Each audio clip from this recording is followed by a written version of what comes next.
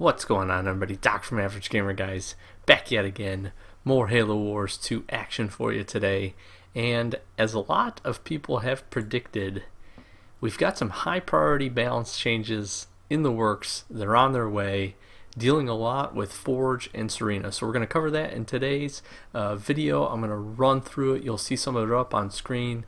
After we get through the specifics of them, I will be going and giving a little bit of my input as I always do, but let's jump right into it. So this was put up on the Halo Wars 2 forum, up on Halo Waypoint. Sketch put out a post, as you guys can see, they're up on screen now, really just covering the things that the dev team is looking at for the next balance update. Right up front, there is no scheduled release for this balance update. They think that it's probably going to align with our final DLC leader Yap Yap, which will come out some point this month, probably more closer to the end of the month, which has been typical. But they also do say that they're looking at if they can bring it these balance updates any sooner. Understandably, it's a little tough to try to do balance updates and bring out a new leader all in one. But these are things that a lot of people have been asking for. The DLC, Serina has really not been out too long, and the associated patch with her. And there's just a lot of stuff that people have really been asking for. She's really, really overpowered. And as we've seen with a few of the leaders in the past, really making some portion of the game kind of unfun to play, especially for some probably the higher level play.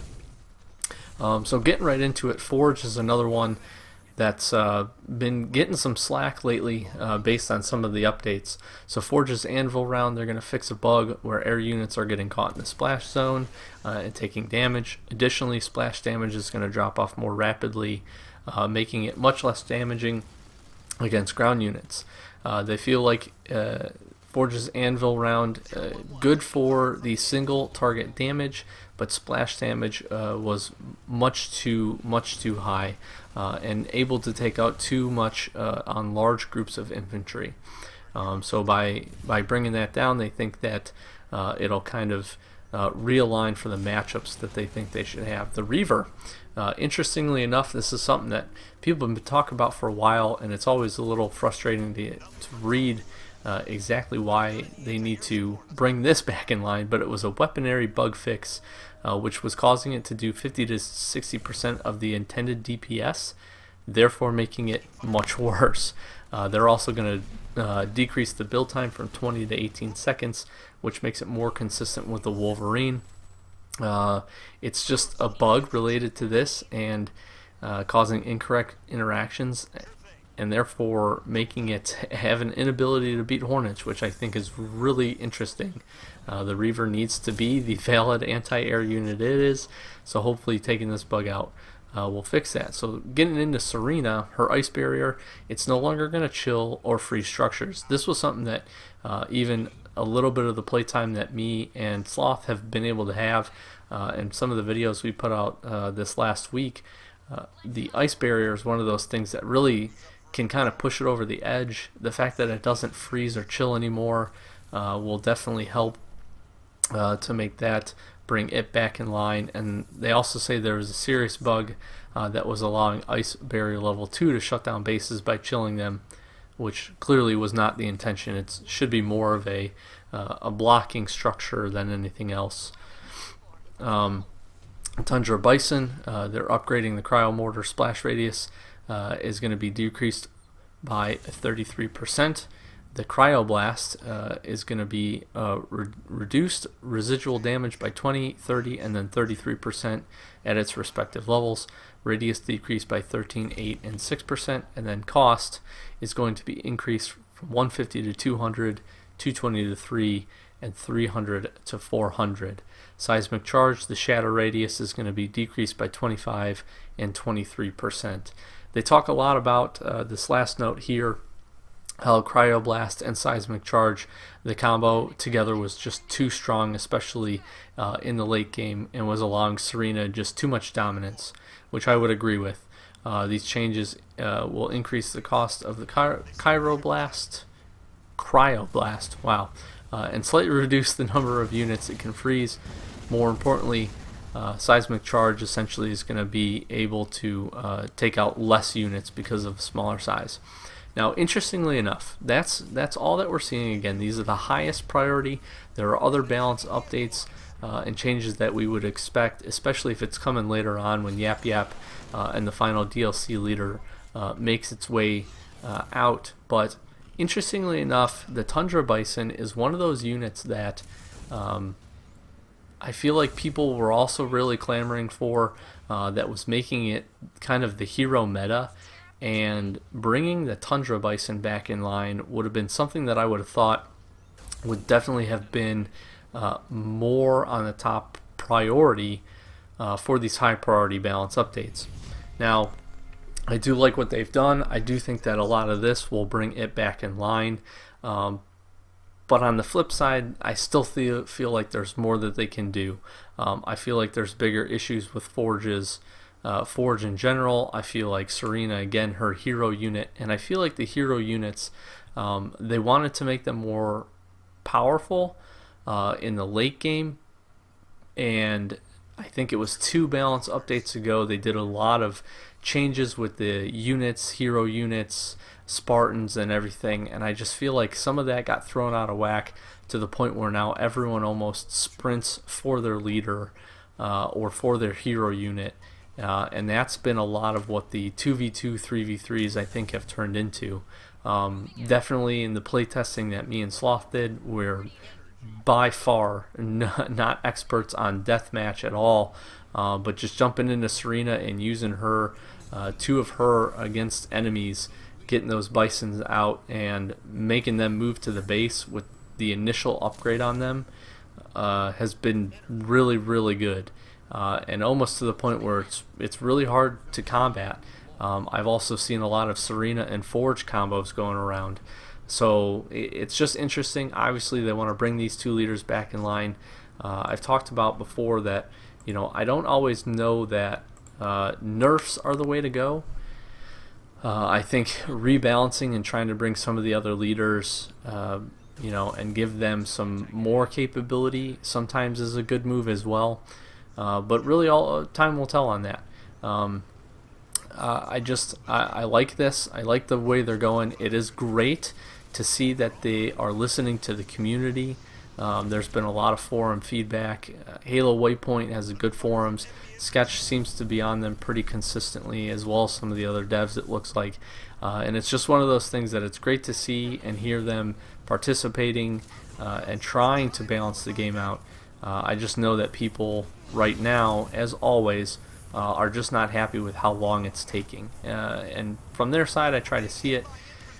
You got to give them the time to be able to do that.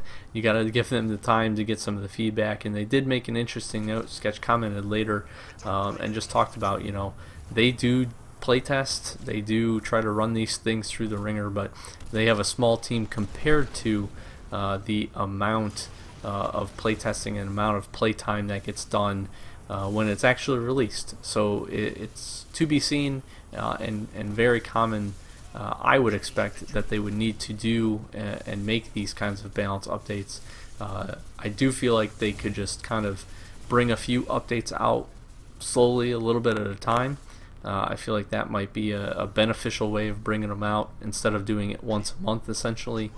Interestingly enough, it'll be interesting to see what they do once the DLC leaders are done. And we will have the additional add-on, Awakening the Nightmare. We'll have 2 leaders that come with that. I'll be interested to see how long the support for this game continues to roll. Which brings me to another point, not something that necessarily I wanted to get through in this video, but something worth mentioning, I think. It's just interesting to kind of see the player base of this game.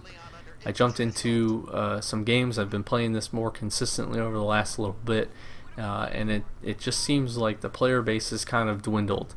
We always seem to get good revives from when new leaders come out. Yap Yap coming out sometime this month will be hugely beneficial. And then Awakening the Nightmare, I really hope will bring some more people back into the fold as well. But once that finishes, and that's the end of the leaders, I'll be really interested to see how consistent updates and balance updates are.